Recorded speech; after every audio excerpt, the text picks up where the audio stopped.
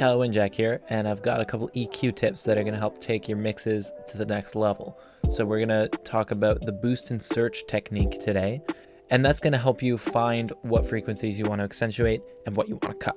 And then we're going to look at using high shelves to create more depth in your mix, and also mid-side processing that will help carve out a little bit more room for your vocals or other elements, and that's really going to help make them pop.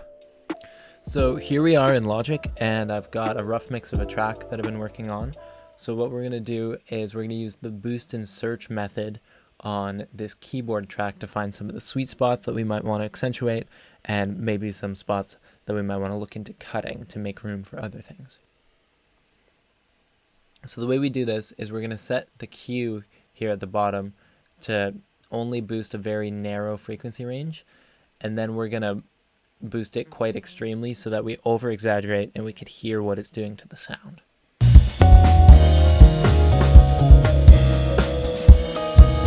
that cue's a little bit too narrow, I think. Here, a little bit more of what's going on. It's about 6.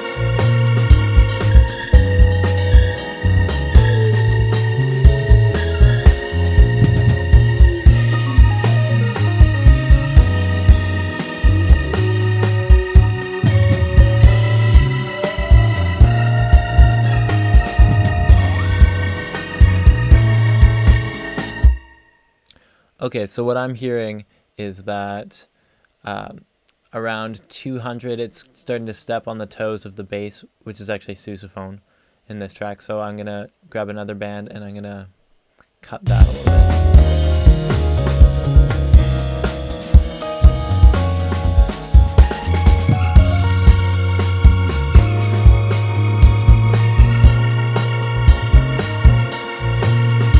All right, and that's starting to sound much better to me. So I might also boost a little bit right above that, because that spot just sounds so nice on this Rhodes patch.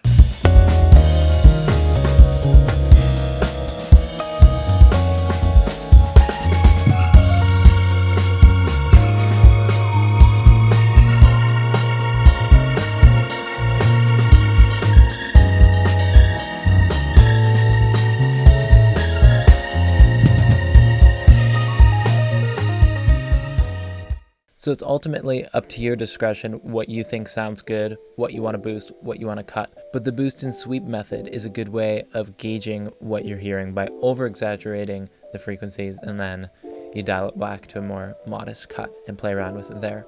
You'll also notice that I'm working in the context of the track. Occasionally I will solo things, but I think it's always important to make sure that your EQ is what sounds right for the track and not just what makes the instrument sound the best on its own. You may have fallen into the trap of soloing an instrument and it sounds great on its own, but when everything sounds great on their own, then there's no room for the other instruments to breathe. And you end up having a very cluttered mix and wasting a lot of time. Now, another technique I wanted to talk about is using high shelves to create more depth in a mix. So a lot of people will use reverb to push things further back and heavy compression to draw things closer. And this does work, but it's not the only way to achieve that effect. And sometimes you might want something to seem like it's a little bit further away without necessarily adding more reverb onto it. When an instrument is played further away from you, you can't hear as much of the extreme high frequencies in that instrument. That's just the way acoustics and human hearing works. So it makes sense that if we boost those high frequencies, it'll sound a little bit closer to us, and if we cut them, it'll sound a little bit further away. It's a subtle thing, but it's something that I find very useful. So let's try that on this organ. I think I want it to sound a little bit further back in the mix. And so I'm going to demonstrate that by adding a high shelf filter with a bit of a cut. Let's try it.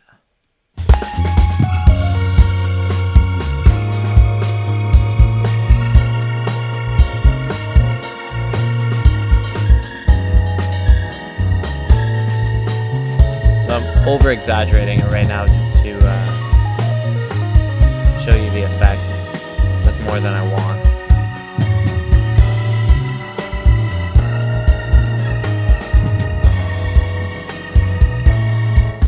but just play around with it and find the settings that are right for you. Typically, the more subtle EQ moves are best. They're going to end up being more natural sounding, and it's a lot of small, minute details that add up to the finished product of a polished mix.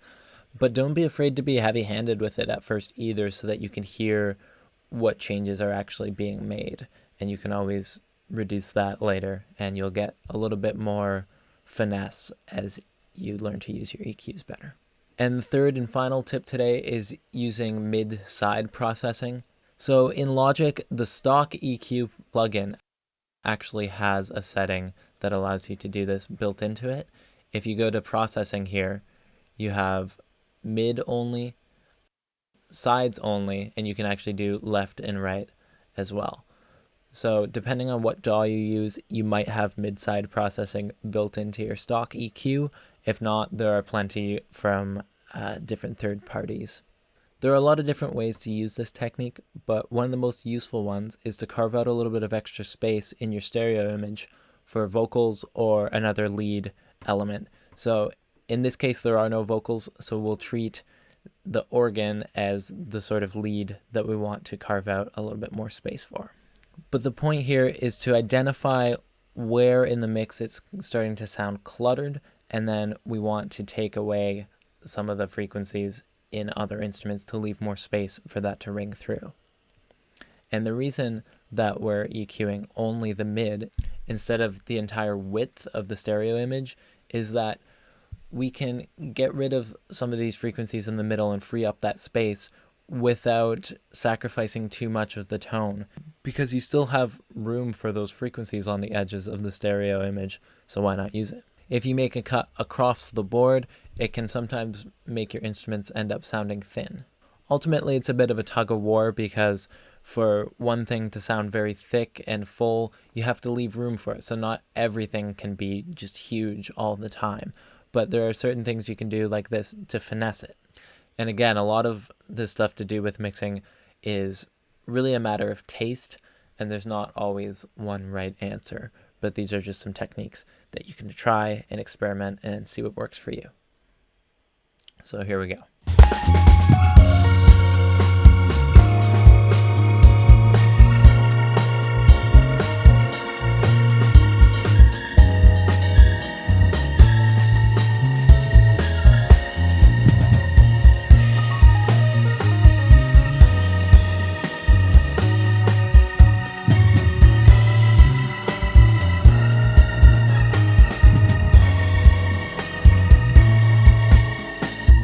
Okay, so I am going to solo it now, and I'm going to exaggerate this a little bit just to make it a little bit more plain to hear. But what I'm going to do is I'm going to flip between EQing only the middle of the keys, and then I'm going to change the processing to stereo so it'll affect the entirety of the soundstage. So here's mid only. It's still quite a big cut, but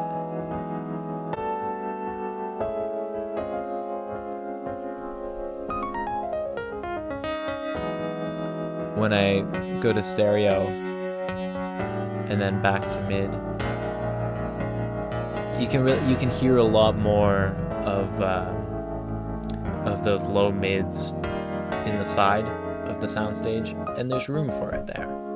That's definitely something I would be likely to use maybe on an acoustic guitar, so that you can keep that warmth, especially if it was like a solo act or a duo act, where you want a nice, full, rich guitar sound, but you still want to carve out some room for the vocals. That would be maybe the ideal time to use that, but it's something that I find myself experimenting with quite a lot, so it's worth checking out. So I just wanted to give a quick shout out to Arts from Home for having me today. It's been a blast. If you have it within your means, you can donate to their cause, which will be divided between Black Lives Matter and the Toronto Arts Foundation. So you can find a link in their bio of their Instagram page to donate to that. That'll be amazing. And if you want to check out some more of my own content, go to kylewindjack.com. Thanks.